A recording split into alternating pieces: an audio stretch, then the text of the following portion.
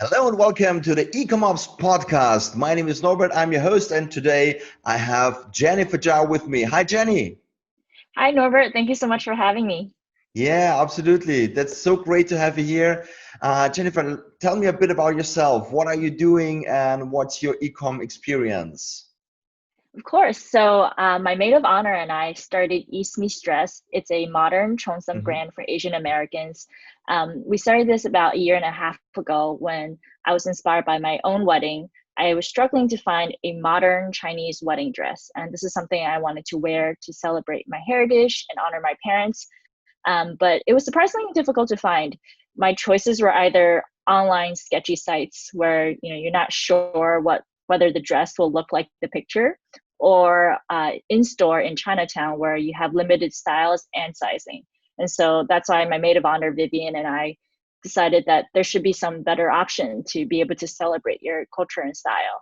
So that's why we started East Me Dress, and since then we've helped with thousands of brides help celebrate their culture, and kind of wear the modern cheongsam that they wanted to wear, for that celebrates and combines both their culture and their style. This is a very specific niche. This is really cool, Mhm. but it's very interesting. So, this was this your first step into e-commerce, or? Yes, it is. I would say that Vivian and I, we grew up with e-commerce all around us as consumers, and so we actually were like, oh, it shouldn't be that hard. um, so what we did was we actually started our first site. We created a landing page over one weekend, put up a Facebook ad using $50 to kind of just test the waters to see if there was any interest. And we actually got a lot of emails from interested brides who were struggling with the same issue. And so that Wow. kind of gave us the confidence to launch this website on Shopify. But we definitely learned from the early days when we thought, oh, it should be pretty easy. We'll instantly get an order. We'll just have orders coming in instantly. But yeah, it definitely slowly grew. But we learned that you shouldn't just launch with one dress with an iPhone picture. But that was our starting point. And since then, we've been able to kind of turn this into a profitable venture for us. Oh, interesting. And what is your current e-com stack? What do you use to sell your Yeah, dresses? yeah. So we run our website on Shopify, Hmm. which is super helpful since it managed our orders management tool and also our front end. We use Coda, which is kind of like Google Docs on steroids for our customer backend. We've kind of used it to create our own flexible customer tables. We also use Klaviyo for our email system. And then for customer support ticketing, we use Gorgeous. It's this Hmm. tool that both has a chat window on our website, which is nice, but also has the back end of ticketing that Hmm. allows us to manage emails. And then we also use Google Sheets. We kind of created our own accounting service on that. And Slack kind of is the last tool that kind of combines and integrates all of these different platforms and helps us automate some of the tasks that we do. So quite some stuff needed for a Yeah, perfect e-com setup. Absolutely, that's cool. exactly. And do you also sell on marketplaces or any other third-party tools? Yeah. We primarily sell on our own website, but Yeah. we do have another shop on Etsy, and that has been really nice in the beginning to help us get started, because it immediately gave us access to a market of customers who are looking for custom dresses. And have you been able to connect Shopify with Etsy? No, actually, that has been one of the pain points. Is Shopify is such a big platform, so there's a lot of integrations available on that tool. But Etsy is one of those platforms that doesn't have that many integrations currently, and so a lot of the manual work that we've done has been dealing with our Etsy orders, because everything, it's kind of like running two different stores now. Yeah, We yeah. have one process that's automated on Shopify, and then one manual process that we've kind of sort of created for Etsy. So it would help you if you could connect Etsy as well to your stack, right? Yeah, that would be the dream. Thanks. And what percentage of your sales come through the channels and through the store? What's your Yeah. So the I don't know. majority of 80% or so come from our Shopify site, and then Hmm. 20% from our Etsy shop. Okay, great. Uh-huh. And do you plan to extend that to go, let's say, also on Amazon or on, don't know which channels there are in the US? Yeah, that's a great question. I would say that given the lack of integrations with Etsy, we've kind of realized that the best way forward is to focus primarily on growing our main website, just because we have more control over the website, the back end, everything connected to it. And so right now our goal is to focus on the main website, and Etsy and potentially other channels down the line might be something we would consider, but not right now. How many people are working with you? We have a team of three right now. Actually, four, Yeah, sorry. four. That's cool. And do you ship yourself or do you have warehouses for the shipment? We ship ourselves. That's definitely a Uh-huh. pain point of ours right now. But because we deal with wedding dresses, it's and they're all custom made for the customer. Uh-huh. We currently just manage it all ourselves to make sure that everything is quality checked and it's packaged properly. But that's something one of our goals for this year is to figure out how we can kind of simplify and improve that packaging process so it's not a huge time chunk for us. Yeah, I think so. So how many orders do you get so roundabout in let's say a month or so? How many dresses do you need to prepare? If you want to tell that, so it's now Yeah, no worries. Well, right now, this we're in a very weird period where there's yeah, COVID, right right? now it's not comparable to the real. Yeah, the weddings are getting delayed and canceled. But Yeah. yeah, we're currently doing around 100 dresses or so Wow. each month. Yeah. Wow. All custom made. Hmm. This is awesome. Great. Um, is there any person that is really focused on the ops part of e-commerce? So that is just doing the operations, or Yeah. are you spread?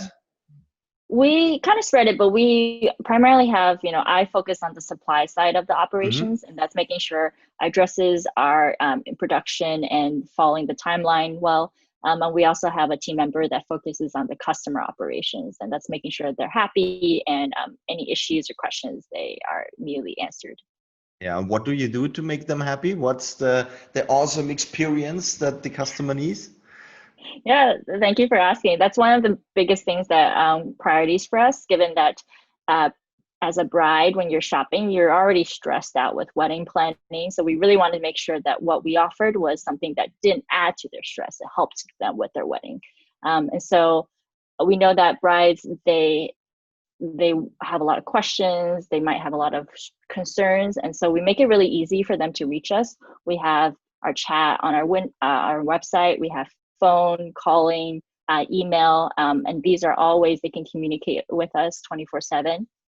And then on top of that, throughout the ordering process, after they've purchased the dress, when we produce the dress, we send them progress pictures. So they can give us instant feedback on their dress to make sure that there's no surprise when they get the dress and it's the one that they want. And then in terms of when they actually receive the dress, we try to surprise and delight our customers. So we include little kind of gifts in there. We include some candy that's often very nostalgic based on kind of like Asian Americans' favorite like childhood candies. Sometimes we'll do custom chopsticks that are engraved with their name and their wedding date.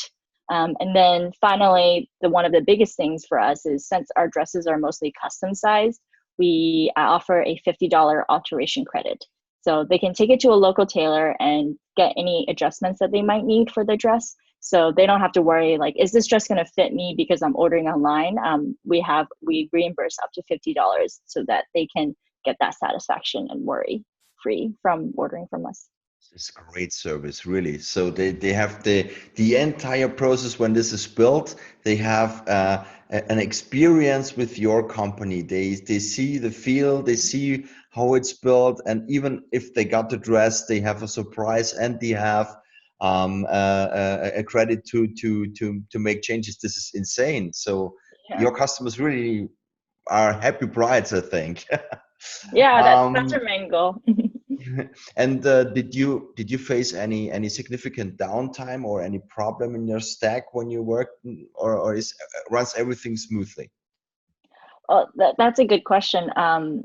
Obviously during COVID, there was we experienced some disruptions because our dresses require a very niche set of skills. We work with dressmakers in China who have decades of experience. And so at the beginning of COVID, we actually had faced some disruptions to our production timeline because they had mandatory shelter in place in China. But we've been able to actually work around that. So we created a new Ships Now collection. And these are dresses that are already ready-made, ready to be shipped out immediately, like the next day. And so for our urgent brides who didn't have time to wait, we were able to kind of offer them a different alternative. And then what we also worked on was expanding our shipping partners. So we weren't reliant on just one shipping partner. Oftentimes these days, you're never quite sure which partner will get delayed. There's always new issues coming up. And so we kind of had just made sure that we have a variety of different options to make sure that at the end of the day, the dress would get to the bride on time. Yeah, the important part, because you don't have a Yeah, second chance. yeah, exactly. Absolutely. One thing you cannot mess up. Yeah, and what role does automation play in your company? Oh, it's a huge focus for us, especially Yeah. since we really want to stay a small and nimble team. So as we grow, we don't want to have to also grow our operations linearly for that. Mhm. And so we've kind of focused on making sure that on our customer operations and our backend operations, everything that we have done manually, eventually we want to take that out and have it automated. So Mhm. for example, on the customer facing side, we before used to answer all of our potential customers' questions manually. It was me and my co-founder answering them at night, on the weekends, at any hour. And we discovered, these questions are often the same type of questions. They're like, what do you ship to us? What is your shipping policy like? And so now we've automated many of the questions that they ask and have automatic responders to them. So if they ask, do you ship to Australia? We actually have answers specific to their country that tell them exactly the cost and the shipping timeline. So that's helped decrease a lot of the lead time spent on answering questions. Yeah. And then on the back end, everything previously was done manually as well. So because we create custom chosen dresses, when a customer would receive or order a dress, they would get a manual email sent to them with all these details included that were written manually, a custom URL link based on their own customer order information. And so we've automated that via Klaviyo. So now, as soon as they order, they get an automatic order confirmation email that includes a custom link with their unique URL, kind of with custom variables set in. And so we don't worry about that anymore.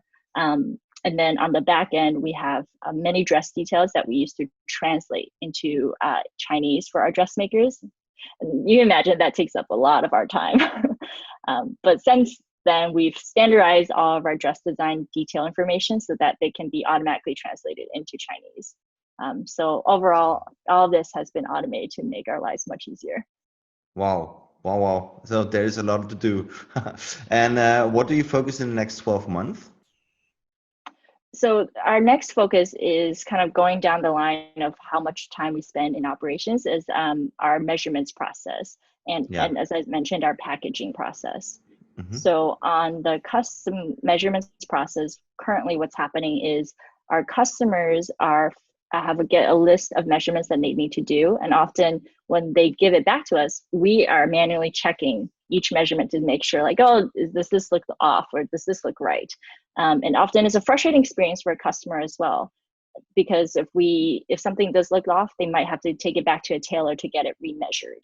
And that can be time consuming for them. So we are working on investing in an app on our website that will in real time tell them exactly what measurements they should recheck so that they don't have to redo it a second time. And then for us, it'll give us, we don't have to manually do it anymore. There'll be automatic red flags. So that's kind of our focus for this year. And then the second focus will be the packaging. Since we do it in-house right now, we're hoping there are ways we can recreate our packaging to simplify it. Right now, there's so many little parts. There's like the candy bags, there's like all these little flyers, there's custom tissue paper that we package nicely.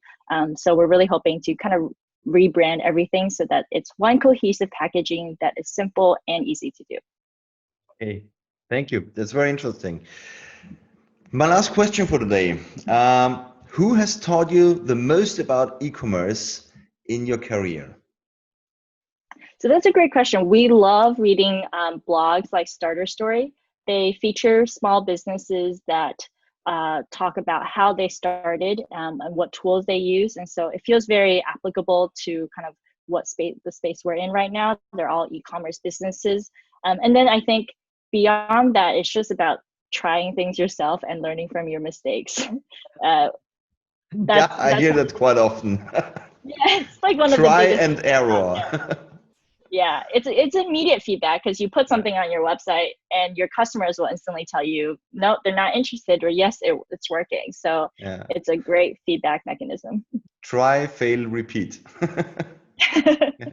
Yeah, and try not to. Yeah. Thank you very much for this interview. It was really great learning about your business. It's very interesting. It's really a niche that performs so well, and the service that you provide is really interesting. I've never heard it before, so that the people really follow the process when you customize the dresses. So this is really very, very interesting. Thank you very much. Yeah, And thank you so much, Norbert. yeah, thank you. And have good luck with your store, even due Corona. That not too many dresses are moved to another month or so.